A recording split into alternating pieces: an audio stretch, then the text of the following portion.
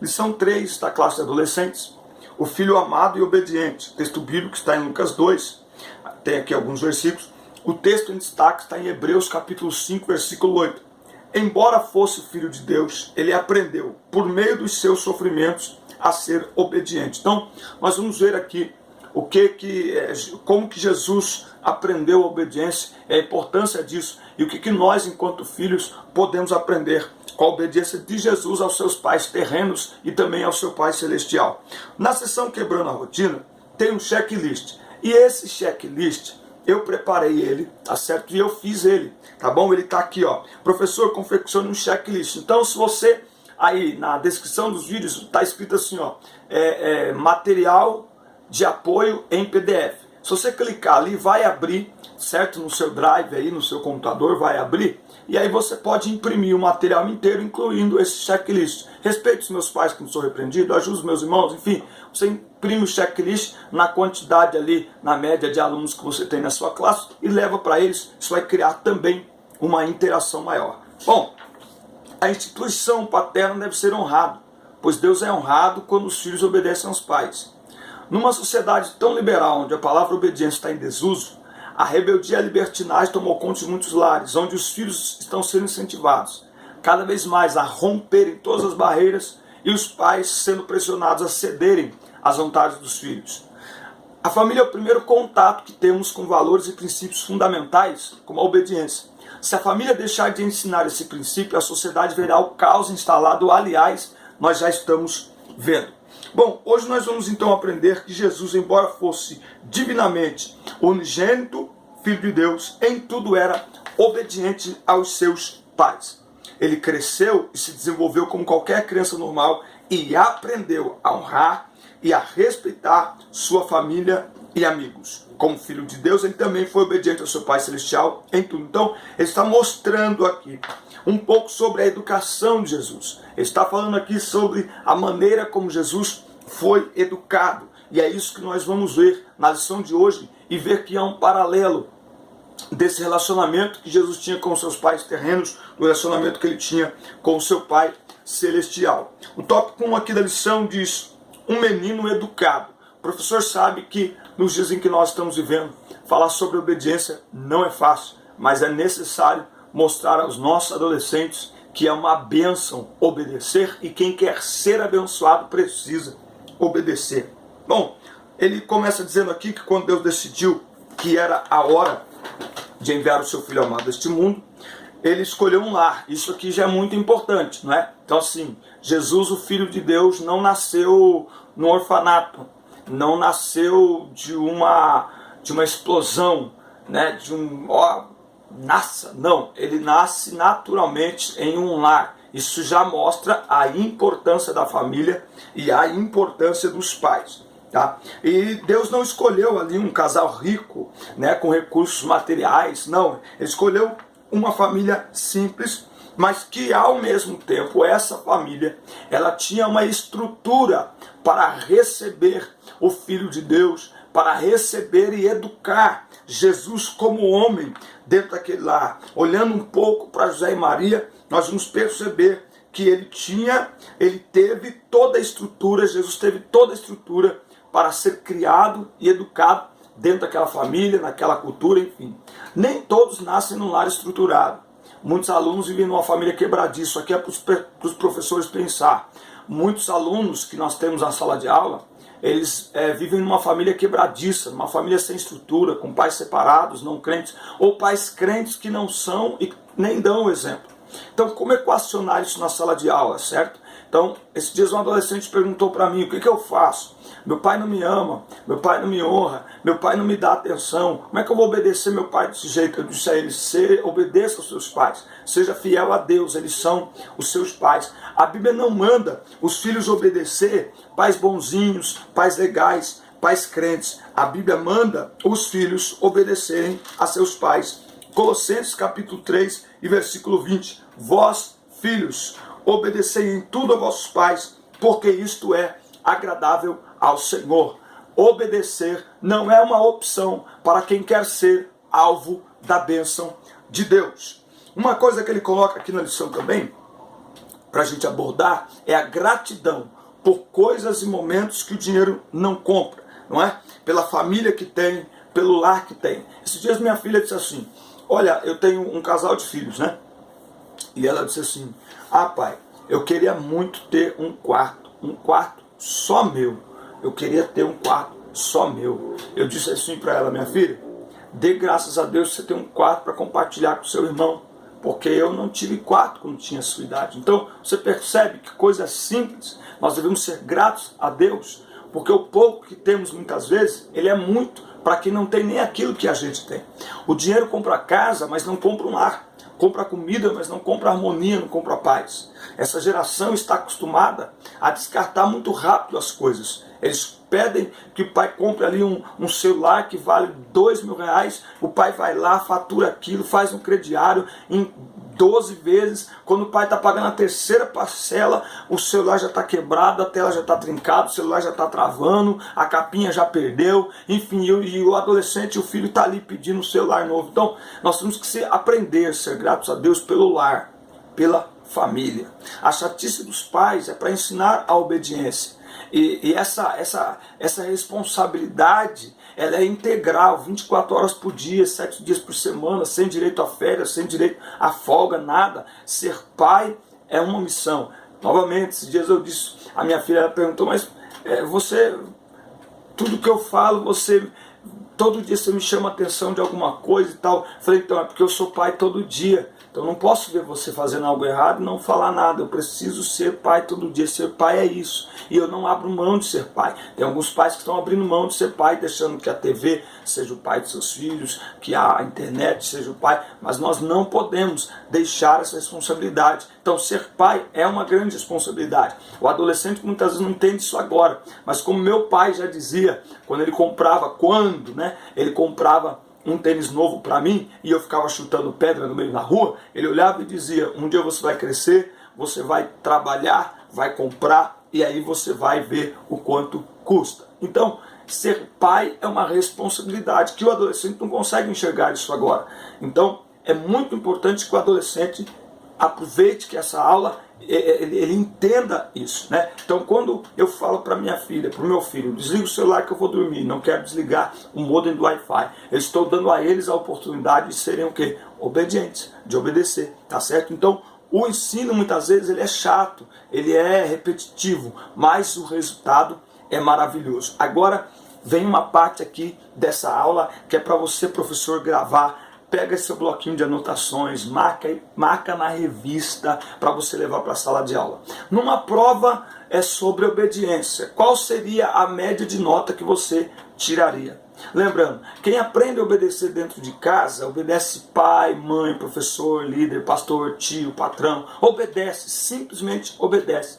A sociedade está bagunçada porque filhos desobedientes, então assim, a desobediência ela é uma coisa complicada. Por quê? Porque a falta de obediência dentro de casa, ela é transmitida fora de casa, não é? Então tem adolescentes que dentro da igreja, no ambiente ali do culto, ele até, você olha para ele e fala assim, nossa, que menino abençoado, que filho abençoado. Mas na verdade, ele está só camuflando.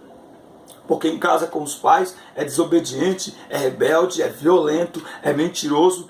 Acontece que a rebeldia contra os pais afronta a autoridade delegada aos pais. Então, a primeira fronteira de autoridade que nós conhecemos são os pais, certo? Então, quem ama a Deus deve demonstrar em ações. E aos filhos, isso começa com a obediência aos pais. Então, quem ama a Deus não pode ser só de palavra, tem que ser de atitude. E a primeira atitude de quem é filho é amando os seus pais. Então, aqui está falando muito de educação. Vamos ver aqui o que é. Educação é o ato de educar, de instruir, é polidez, disciplinamento. Tudo aquilo que os adolescentes de hoje em dia não querem saber. No seu sentido mais amplo, educação significa o meio em que os hábitos, costumes e valores de uma comunidade são transferidos de uma geração para a geração seguinte. Então é para isso que tem os pais, não é? Um cachorrinho, quando ele nasce, o cachorro, o pai não cuida dele, né? A mãe cuida um pouquinho, depois vai embora, tira dali e tal. Os animais não têm esse comprometimento, mas os seres humanos têm. Os seres humanos são os únicos seres que, quando você nasce, geralmente você tem uma sequência do passado, da sua história, os seus avós, e você tem uma sequência do presente, e essas duas sequências vão lhe ajudar a construir o seu futuro. Então o adolescente, o filho, tem que aprender isso. O pai é chato, o vô é chato. Não, na verdade eles são a sua estrutura, na verdade eles são o seu suporte, para que você aprenda a caminhar, para que você cresça e se desenvolva sem passar por algumas situações. E quem vai lhe ajudar nisso? Os seus pais, os seus avós, certo? Muito bem.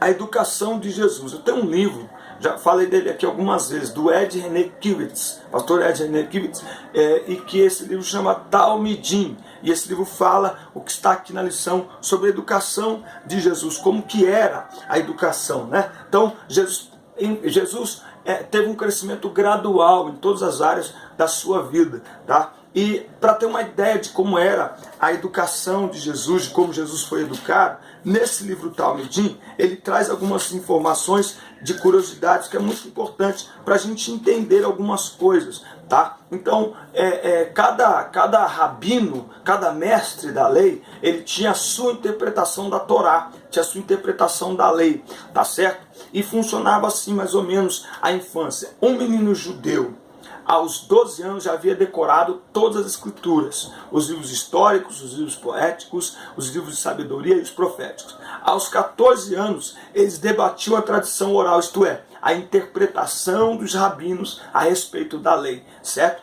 Então, aos 12 eles já tinham decorado toda a Bíblia de então, toda a Bíblia daquela época. E entre 12 e 14, eles já estavam preparados, eles se preparavam, porque aos 14 eles debatiam a interpretação dos rabinos acerca da lei.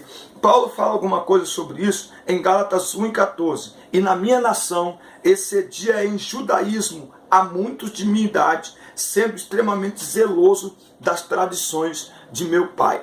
Muito bem, ele fala aqui da educação de Jesus, ele fala do que era comum, não é, que as pessoas fizessem perguntas livremente no templo durante as festas, não é? Então é por isso que Jesus sobe, e quando eles encontram Jesus no meio dos doutores, ele está fazendo algo que ali era comum, não para uma criança naquela idade, tá certo? Ele iria fazer aos 14, mas Jesus aos 12 já estava preparado. Então, uma das coisas que ele coloca aqui é a dedicação aos estudos, né? O tempo passa, e o melhor investimento ao longo de sua vida é a aplicação aos estudos, não é? Hoje em dia tem bolsa, tem curso profissionalizante, enfim, a escola dominical inclusive pode, a gente pode aqui estabelecer um desafio para nós no ano 2018, que a gente faça uma ponte com os nossos alunos. Aí, quando chega metade do ano, final do ano, que tem aquela parte dos cursos profissionalizantes, que tem o Enem, que a gente possa ser uma ponte para que eles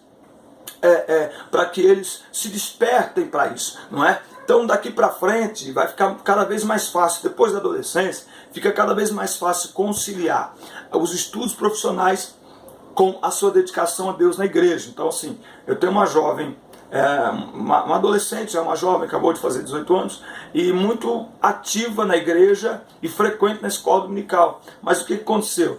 Ela fez 17 anos e foi estudar, eu moro em Campinas, ela foi estudar em São Carlos, não é? Então o que acontece? Tem finais de semana que ela nem vem para casa, porque se na semana seguinte ela tiver provas, for uma semana inteira de provas, ela liga para os pais e fala: pai, não vou, porque eu vou ter prova, então eu vou passar o fim de semana estudando. Então, quanto mais envolvido nos estudos, menos tempo vai tendo para se envolver com as coisas da igreja. Então, qualquer ideia, fazê-los se envolver cada vez mais enquanto tem tempo. Por quê? Porque o tempo investido agora, enquanto os estudos ainda estão naquela base, enquanto ainda não tem muita prova, enquanto ainda são novinhos, o envolvimento deles na obra de Deus, o seu envolvimento com a obra de Deus enquanto você tem tempo, vai ser a sua base.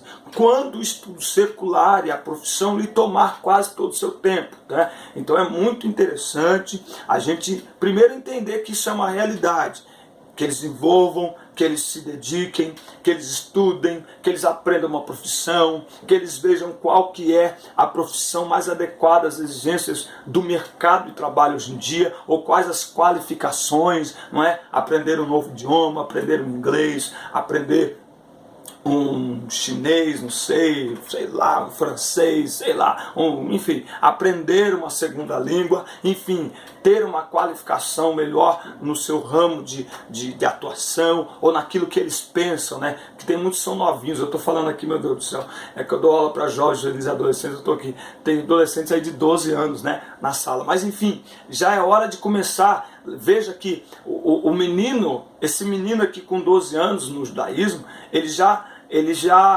começava a aprender a profissão do pai. Tanto que Jesus, ele é conhecido como o carpinteiro também, porque ele aprendeu a profissão de José. Então é muito importante que o adolescente esteja atento àquilo que ele já pode fazer, àquilo que ele já pode estudar, àquilo que ele já pode ir direcionando os seus estudos. Por quê? Porque oportunidades passam rápido demais e não voltam, né? Então aí em volta da igreja, aí em volta do bairro, às vezes tem lá um curso profissionalizante, aqueles lugares que fazem aqueles cursos para ajudar a galera a passar no Enem, passar no Senai, passar no ETCAP, enfim, como que é aí?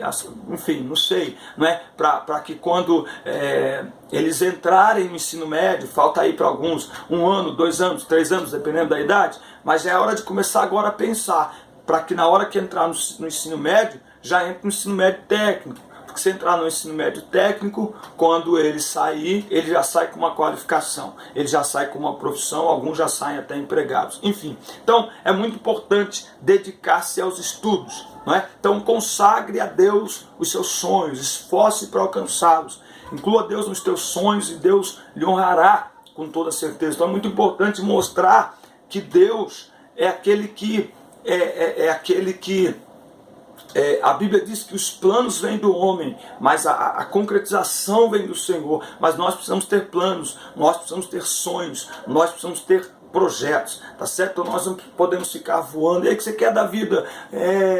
Então, não, a gente tem que ter, já traçar um caminho que a gente quer caminhar nele, que a gente quer andar nele e incluir Deus em tudo isso. É muito importante os estudos. Por quê? Porque eles nos preparam para aproveitar oportunidades que Deus tem no futuro para nós. Então existem lugares de estratégia que Deus quer colocar pessoas para honrar o nome dele e defender a sua palavra. Mas Deus não vai colocar alguém só porque é crente. E num lugar que exige um conhecimento acadêmico, que exige um ensino técnico, ele não vai colocar. Então é preciso se preparar. Eu estava olhando a Bíblia em Daniel capítulo 1, versículo 3 e versículo 4, que diz quais são as exigências de Nabucodonosor em relação aos jovens que vão servir na sua corte. Ele fala assim para Aspenaz, ele disse a Aspenaz, chefe dos eunucos, que trouxesse alguns dos filhos de Israel e da linhagem real e dos nobres,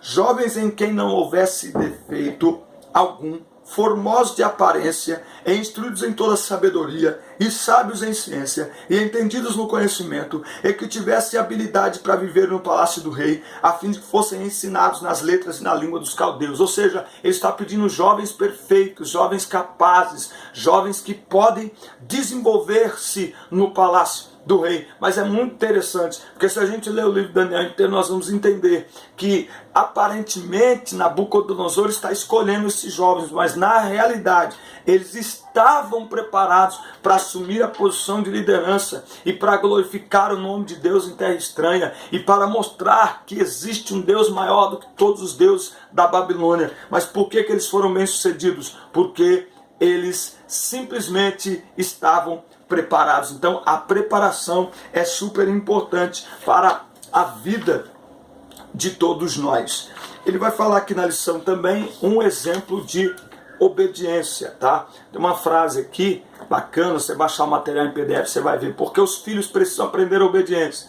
Aprender a obedecer aos pais é um passo fundamental para aprender a obediência a Deus. Então, não tinha como Jesus ser obediente a Deus se não fosse obediente aos seus pais terrenos. Não tem como, tá certo? Então é muito importante que a gente entenda esse paralelo, tá certo? Entre o divino e o humano. Não tem como eu dizer que obedeço a Deus se eu não obedeço as pessoas que eu vejo, as pessoas que eu toco, tá? Jesus foi um exemplo de obediência. Quando ele é encontrado lá no templo, aos 12 anos, que os seus pais estavam preocupados e perguntam para ele: olha, onde você estava, nós estávamos te procurando. Ele diz: olha, eu tenho um compromisso maior, vocês estão me procurando por quê? Eu estou fazendo a vontade de meu pai. Em momento algum isso aqui é um desrespeito, uma resposta ríspida de Jesus.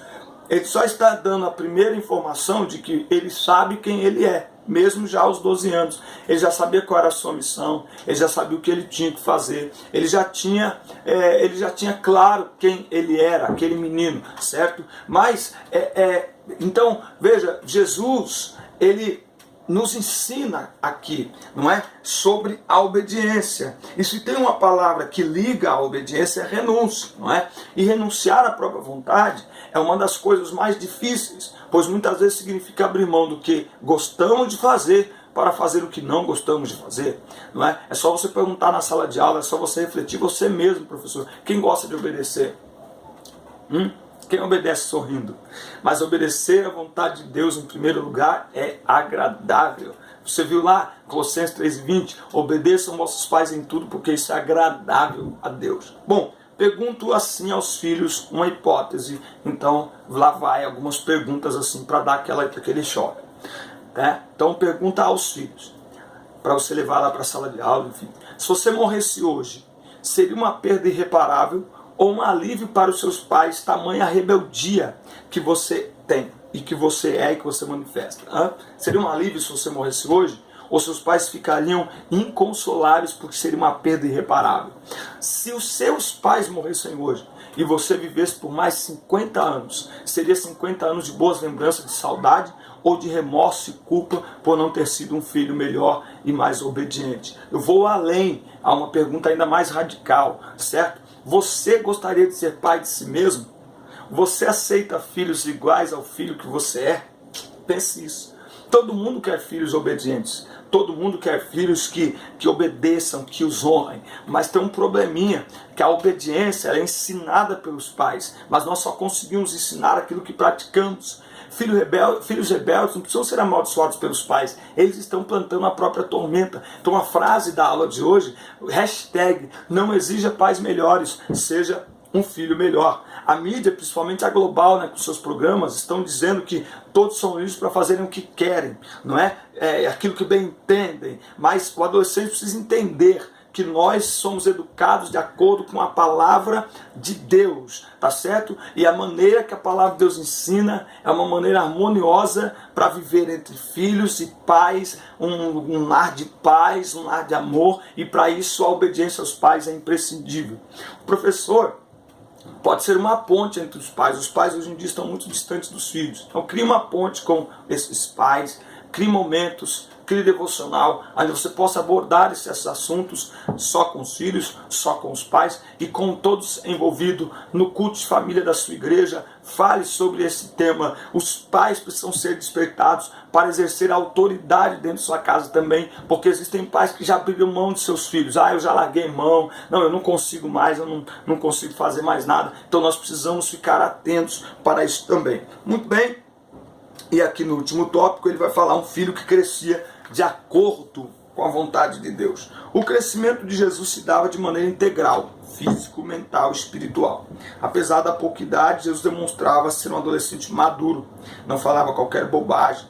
O fato de estar no meio de sábios mostra que Jesus tinha um sério interesse pelas questões espirituais. Seus pais lhe deram a educação de que precisava para se tornar uma pessoa de bem. Então, é possível ser um adolescente antenado, conectado com o mundo atual, mas também com o mundo espiritual.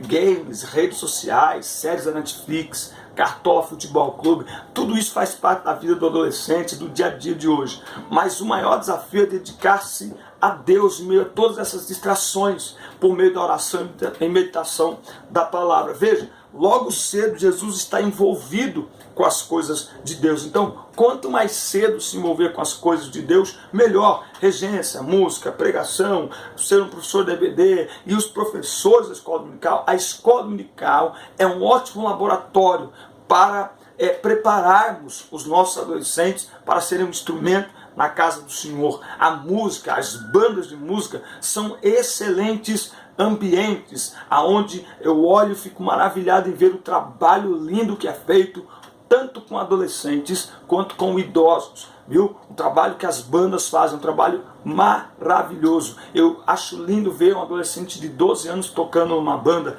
e acho lindo também ver um irmão de 65, 70 tocando. Sabe o que é isso? Ele está se sentindo útil e está sendo útil. Então, há muito por fazer, e quanto mais cedo começar, mais cedo vão desenvolver um amor pelas coisas de Deus. Então, a melhor fase, a melhor adolescência é quando essa fase é vivida descobrindo não o mundo, os vícios, mas a beleza que é servir a Deus. Numa geração de iguais, somos chamados a fazer a diferença, a não ser influenciado, mas a influenciar. Que a adolescência ela seja um tempo de honrar a Deus. Está claro nesta lição e na palavra de Deus: seja obediente, Deus lhe honrará.